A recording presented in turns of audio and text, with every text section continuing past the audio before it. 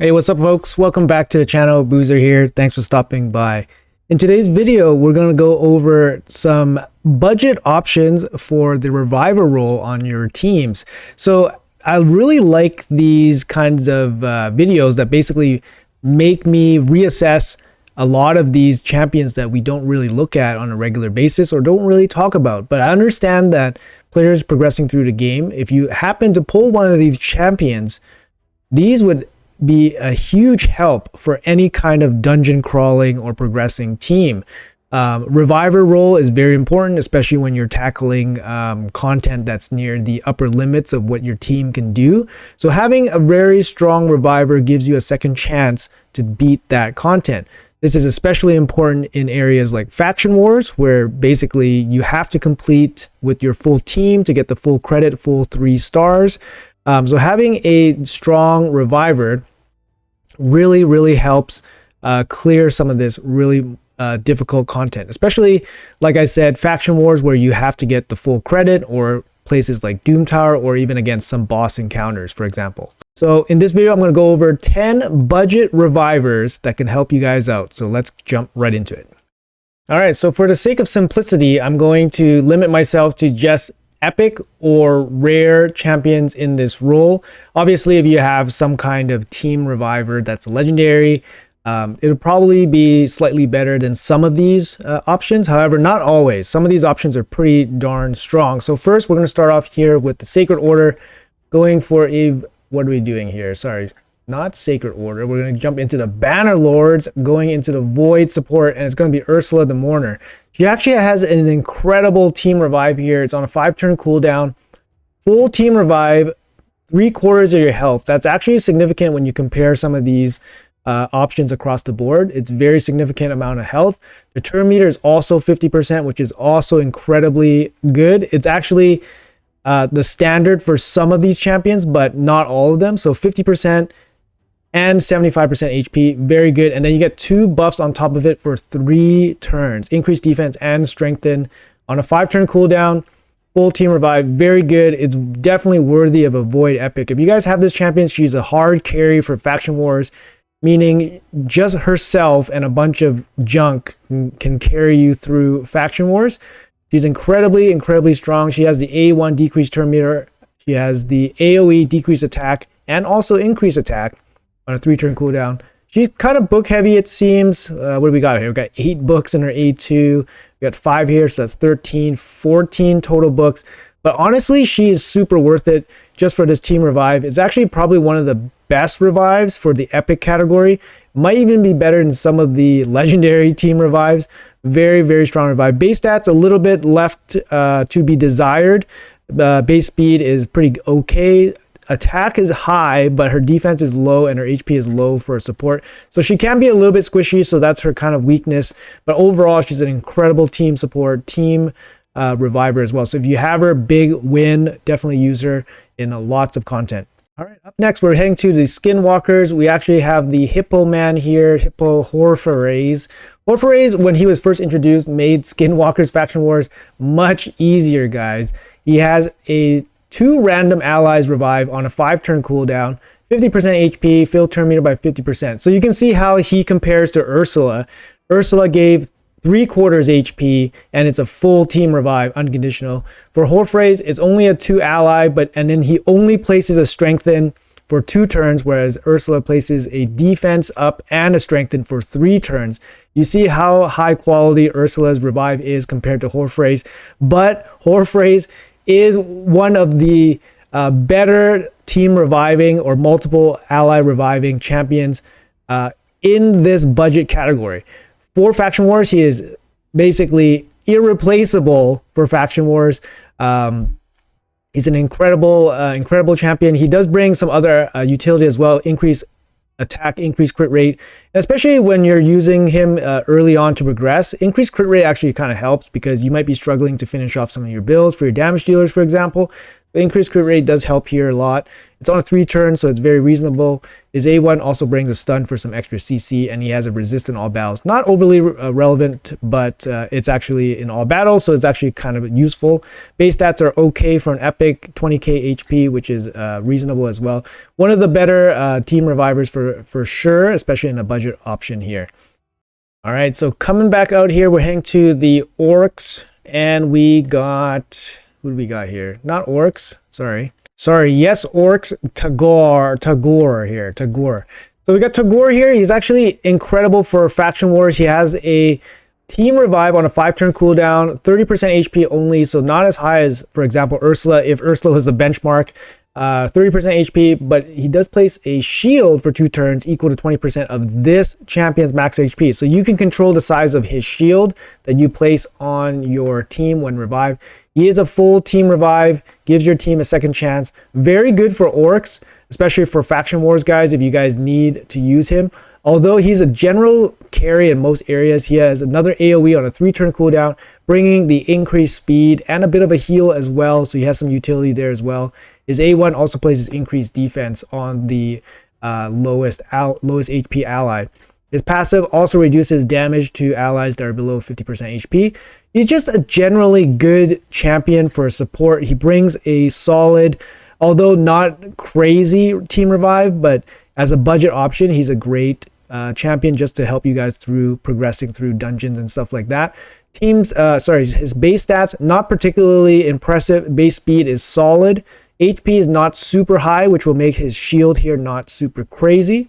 But overall, as a light investment while you're progressing through dungeons, for example, and especially through faction wars, he's going to be very, very solid for you guys as a budget option. All right, so coming back out here, another team reviver, or reviver in general, actually. We're heading to the undead hordes, and we got Mr. Gorgorab here. Basically a budget arbiter, that's the way I see him. 23% speed aura in arena. Not as good as arbiter. A1 has chance to remove random buff. Not particularly impressive. A2 has a 3-turn turn meter fill with increased attack. Very, very solid. Similar to arbiter, but not as powerful. And then he brings the full team revive here on a 5-turn cooldown. He gets a 25%, comes back with 25%, and then a heal of 25%. So the heal will happen regardless, even if you don't have any dead allies, so you can use it as a heal. It's not particularly impressive for a team revive, but in conjunction with his entire kit makes him a very solid arena option. Very good crawling champion. He's going to be incredible for faction wars as well. For me, if you guys have Gorgorab in faction wars, you guys can get through the faction relatively easily, in my opinion. But bringing this team revive with the optional heal here is incredibly, incredibly good. Base stats, similar to what we've been seeing with most epics, not particularly insane, especially compared to legendaries, but his stats are not terrible and are still workable here. All right, coming back out here. So here is a truly, I guess, completely free obtainable champion here. We're going back to the barbarians. We're going to take a look at Jamara. So Jamara comes from the referral program. So she is the epic from the referral program. She's a pairing partner for Cronam, which is the end reward for the completing the referral program. She does bring a revive here, a 5-turn team revive with 30% HP, 30% turn meter. So obviously not as insane as the top benchmark Ursula.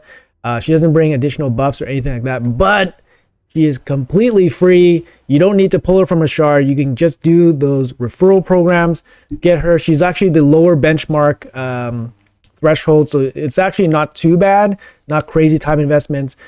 Even I have her on my other account. I just haven't claimed her yet. And you know, I wasn't doing like anything too crazy on those referral accounts. So if you guys need a team reviver just to get through some content, she's definitely workable here. Overall, her kit is okay, not particularly insane. With Cronam, she's insane, of course. Brings a chance to sleep on her A1. Has a little bit of a single target heal with a turn meter fill. And her passive is whenever an ally uses an active skill, it's 20% chance to decrease their cooldown of that skill by 1 turn. So not particularly insane, but the team revive is worth mentioning. And of course, she is a completely free champion that you can just get from spending time on your referral accounts. So definitely very solid. Her base stats actually pretty decent and actually makes sense. She has decent HP for an epic, decent defense, and decent speed as well. So definitely a solid champion, to be honest. Solid champion, but her kit might not be the best in terms of overall usability, but she does bring the team revive, which is very good, of course. And it doesn't need to be said, but of course in Faction War she will be invaluable as well as a team revive for the Barbarian faction. But Barbarian generally has a pretty strong option with Seal the Drakes if you get there, so not totally necessary to have her. All right, going to the Sacred Order right now. We are looking at Cardinal. Cardinal, pretty OG champion, right? There's lots of strategy around Cardinal. She got a little bit of a revival back into like the spotlight a little bit for the arena after Stoneskin came into the picture. But basically she has a 5-turn team revive with the heal. 25% is a small heal, but the turn meter is boosted to max. This gives your team a chance to go right after they get picked up, which is really, really good. So it's not as crazy as, it's not as crazy as a revive as like Ursula, and in the sense that Ursula does place defense up and strengthen, but Cardinal gives them the max turn meter, which allows them to have a turn before your opponent. So that's kind of her thing. She's going to be invaluable for, of course, faction wars and stuff like that. She can be used in arena to cheese out some teams. For example, you put Cardinal in Stoneskin. She doesn't even need to be necessarily fast or anything. Just give her Stoneskin. Let your team die or let your opponent kill your team. You use this revive and then your team will have a go right afterwards. As for rest of her kit, not particularly insane. Single target heal here. A1 places poison. Kind of random. Overall stats actually not too bad. Low HP, but she does come with some attack, some defense, and decent speed as well. Still a very good team reviver for the Sacred Order faction. Up next, staying with the Sacred Order, we have one of the most infamous revivers in the game. We have Godseeker Aniri. She doesn't do a team revive, but she has 2 single revives in her kit. She has a passive that can revive. If an ally is about to be killed by a fatal hit, preempts that hit and instantly places revive on death on them for 1 turn before the damage is taken. So obviously this brings back a champion. It's not like a revive, but it's a revive on death. Brings them back. It does have a cooldown on it, 4-turn cooldown. And then she does have a active revive here on a 4-turn cooldown. Single revive with half HP, half turn meter, and resets the cooldown of all their skills. Very, very cool extra ability here. 4-turn cooldown here. I mean, as a total package, she's insane. It brings a lot of healing. She actually boosts your healing as well by 10% for the whole team. She has the increased duration of buffs and decreased duration of buffs on the enemy. A1 heal here. Total base stats are okay. Pretty high defense. Speed slightly below average. Base HP is a little bit low. That's the big thing for her. But otherwise, her defense might make up for it a little bit. She does hit pretty good as well, so if you place her in Clan Boss, you can gear her out in max crit rate with some crit damage, and she can do some extra work for you. But overall, we see Godseeker in all sorts of content right now. She has the 2 separate single revives, makes her incredibly versatile. So yeah, definitely a champion to invest in if you guys have her as well. All right, moving on back. Where are we back to? We're on to the orcs here. We're taking a look at... Who are we taking a look at? Let's see. Old Hermit Jorg. Mr. Jorg here. Another orc reviver. He's got the team revive on the 5-turn cooldown. Sorry, not team revives. 2 random allies. So similar to Hoforees. 60% HP with the turn meter fill by 40%, and then a veil. I mean, a veil in some instances can be better than like increased defense. For example, it prevents your key champions from dying to like single target attacks. 60% HP is like a slightly higher HP fill when you compare some of the options that we've already gone through. 5-turn cooldown is pretty standard here. It does give a little bit of turn meter, which is very nice. Very, very strong champion, especially for faction wars. In general, he's actually pretty good. He does bring increased attack as well on a 3-turn cooldown. Also has a turn meter fill, so can be used in some areas like arena, for example. Can be used in arena. A1 places an HP burn. So you actually even use this guy in like Clan Boss. I think generally this is a really good kit for very solid champion. He doesn't only bring the revive, he does bring much more utility than that, so much better overall champion. Base stats similar to what we've been seeing with most of the epic options here. Decent base speed, some attack, some defense, a little bit low on the HP, but similar to what we've been seeing with the other epic options that we've gone through. But I think he's one of the higher quality overall champions, not just a team reviver or multiple champion reviver here. All right, coming back out to the Barbarian faction, and we're going to take a look at Tesadaa. Tesadaa actually is a champion that I didn't really look at too deeply ever, but I've realized that her revive is actually really good. She has a 3-turn revive here. It's a single revive. It brings HP, turn meter, and a team heal by 15% of their max HP. It's a lot to pack into one move for one epic champion. So for me, this is an incredible move on a 3-turn cooldown. And get this, guys, no books needed for a 3-turn cooldown. Really good, actually. And it really sucks that she's actually in the Barbarian faction, because there's other factions that could use reviver like this. For example, for Faction Wars, big thing for Faction Wars, of course, having revivers. And Barbarian is not short on revivers, especially since they have the Seal of the Drakes, which is free, and she's just an insane support champion, so they don't really need a champion like this. That's probably why Tesadaa never really shined in any kind of content or anything that I've seen anyways. But her revive here is actually very impressive. A 3-turn single target revive with the HP, turn meter, and a team heal. The team heal is actually really good. So I'm really impressed with this champion. She does bring speed in faction crypts, so she's used in faction crypts, obviously, or player intends her to be that way. Her A2 is a triple hit weaken, so I guess you can use her against Clan Boss, for example. She can bring weaken. It's not particularly strong. It's not strong or anything like that. And it's not particularly strong, and it needs books for a 3-turn. Her A1 has a chance to place increased defense on this champion only, which doesn't really make sense, because it's only a chance. It's only a 50% chance. I don't get it. Just give her the increased defense. Who cares, right? Her base stats are pretty good. Her speed's below average, but her base defense is actually quite good for an epic. Base HP, not so good, but her base defense is impressive. I think overall, she is an average maybe champion, but her revive is very impressive. And, you know, she might even be useful as a level 50 just to help you guys get through some content, and definitely will be a super premium option for Barbarian Faction Wars until you guys get Seal of the Drakes. All right, guys, last on the list here is actually our only rare champion from the Sylvan Watchers. Going to jump into, what is this guy called? Tree Shieldknot. Okay, so here we go, guys. Tree Shieldknot is the only rare budget option that I think is worth recommending here. He's actually really solid. He was part of a fusion before, so probably a lot of people just used him to fuse and then never really looked at him again.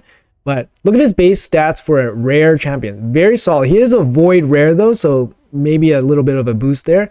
But you look here, he's got increased speed and faction crypt, so he's going to help you guys out there. But here's his revive. 5-turn revive, 2 random allies. So we've seen this with like Hoforees, old Hermit, for example. He brings a little bit of HP, a little bit of turn meter, but he also places a shield buff for 2 turns equal to 20% of their max HP. This is a lot. This is a lot of stuff going into a double ally revive for a rare champion, guys. That's actually quite a bit. Obviously, the values are not the highest we've seen for a revive, but this is a lot just for a single rare champion. He also brings additional healing. He also places increased defense on your whole team on a 3-turn cooldown, guys. This is actually insane for a rare champion to have so much protection and support in their kit. As a triple hit here, as it plans to place decreased attack as well. Actually insane, can be used for clan boss. Triple hit, even though the chance is kind of low, a triple hit here to place the decreased attack. It is a small decreased attack, so it's not going to be like ideal. But he does bring healing. increased defense, a very solid revive with HP, Terminator, and a shield. Very, very good rare champion. I definitely think he deserves a shout out on this list. I don't really like to suggest building out fully maxing rares unless you can get a lot of use out of them. So for a Tree Shieldknot, I will say that even though his kit is impressive for a rare, I don't see his kit aging particularly well as you enter the mid and late game. So I don't suggest that you build him out to 60. Keep him as a 50, let him revive your team, let him support your team in that way. And then hopefully you guys can pull something a little bit stronger in the near future. All right, guys, so that's going to be it for the video. Hopefully you guys enjoyed that top 10 budget revivers. It's actually pretty cool to go down some of these champions kits and then have a better look at them, a closer, more detailed look, and just remind myself that, hey, there's some pretty good budget options out there, especially when you're progressing through the game. If you guys draw one of these during your shard pulls, definitely hold on to them. Consider whether building them out makes sense. Obviously, there's going to be a lot of legendary champions that will make them much less appealing, of course, but epic books and all that, it's going to be easier to book them out and get max value from them. Obviously, getting books into the revive makes them a lot more viable. But yeah, anyways, guys, definitely worth taking a look. Hopefully you guys enjoyed the video. Let me know in the comments below if you guys have any other suggestions on team budget options for revivers, or just revivers in general, not necessarily teams. And yeah, appreciate your time as always. Thanks for watching, and I'll see you guys in the next video.